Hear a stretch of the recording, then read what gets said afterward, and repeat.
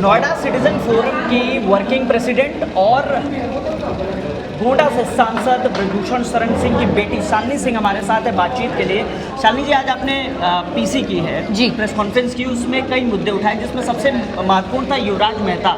आपने एसआईटी पर भी सवाल किया है, साथ ही ये मांग भी की है कि उसमें जुडिशियल इंक्वायरी सेटअप की जाए। क्या आप जांच से संतुष्ट नहीं है? क्योंकि मुख्यमंत्री ने कहा था कि 1 हफ्ते में जांच रिपोर्ट सौंपनी है और 100 दिन बाद एसआईटी की रिपोर्ट आई है, हालांकि वो भी सार्वजनिक नहीं हुई। क्या कहना चाहती हैं आप?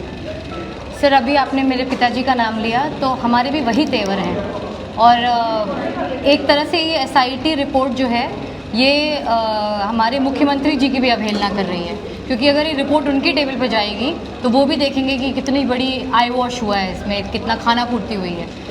ना बिल्डर्स पे कोई कार्रवाई, ना और कहाँ आपने चिन्हित किया कि वो ऐसी एक्सपोज जगहें हैं, ऐसी बहुत सारी जगहें हैं। हो सकता है कल को कोई बच्चा गिर जाए, हमें पता भी बहुत दिन बाद चलेगा।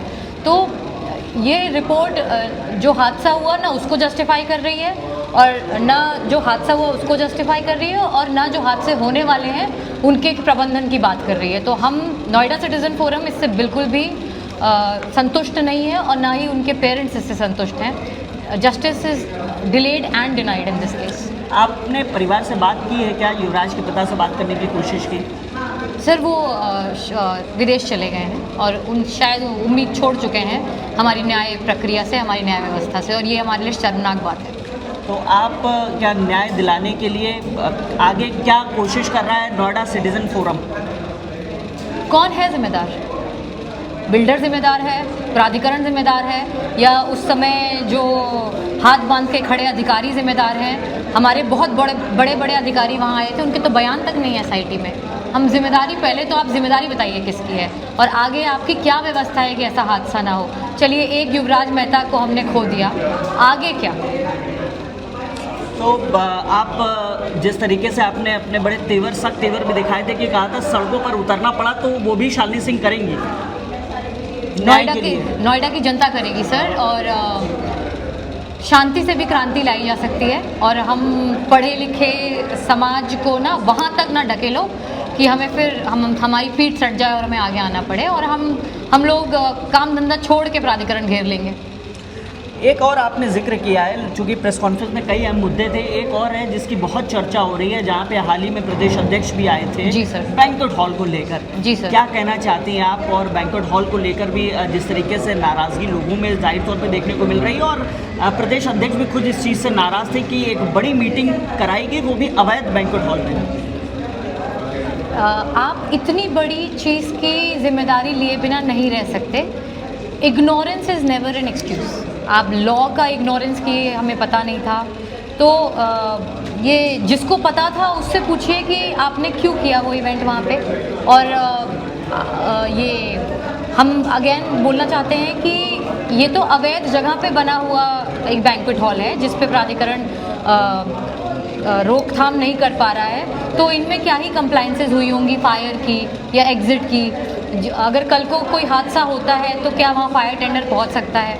इसके साथ साथ हम ये भी बोलेंगे कि जितने भी बैंक्वेट्स बने हैं उनमें क्या व्यवस्थाएं, कंप्लाइंसेस हैं? आप अगर नोएडा प्राधिकरण अपनी बनी हुई ज़मीन को खाली नहीं करा पा रहा, खाली तो छोड़ दो, उस पर अभी भी अगर शादियां बुक हो रही हैं, तो हमारे बारात घर जो ये RWS के थ्रू चल रहे हैं उनकी व्यवस्था पे भी सवाल उठता है कि वो उस लायक नहीं है कि एक संपन्न घर परिवार सोच सके कि वो एक बारात घर में शादियां करा सकता है। तो it's wastage of resources also, it's wastage of resources and we are somewhere not looking at the compliances. अच्छा, आप अवैध निर्माण की बात कर रही हैं, आप अवैध बैंक्वेट हॉल की बात कर रही हैं, पानी की बात कर रही हैं, सीवर की बात कर रही हैं। जी सर। आम जनता से जुड़े मुद्दे की बात कर रही हैं, और ऐसे में एक सवाल ये भी है कि क्या यहाँ के जनप्रतिनिधि ये मुद्दे क्यों नहीं उठा रहे हैं? जो मौजूदा जनप्रतिनिधि, चूँकि आपके फादर भी भाजपा से हैं और यहाँ पे जिस तरीके से चर्चा भी है कि शालिनी सिंह अब विधानसभा चुनाव को देखते हुए इस तरीके से, इस पर क्या कुछ कहना चाहती हैं आप? सर, नेतृत्व कौन करेगा इसका चुनाव जनता करेगी। चुनाव इसका निर्धारण कभी भी नहीं कर सकता, और अभी समय उचित नहीं है, इन सब सवालों का जवाब हम देना नहीं चाहेंगे। दूसरी बात ये है कि जनप्रतिनिधि क्यों नहीं काम कर रहे, तो ये कहीं ना कहीं नोएडा की जनता शायद आवाज़ उठाना भूल गई है, और उन्होंने जब उठाया भी तो प्राधिकरण ज़रूरी नहीं समझती उसके जवाब देना। एक ऐसा भी इंसिडेंस था जहाँ पे चिट्ठी मुंह पे मारी गई नोएडा सिटीजन फोरम की और बोला गया कि हम ले तो रहे हैं आपकी चिट्ठी, हम कार्रवाई नहीं करेंगे।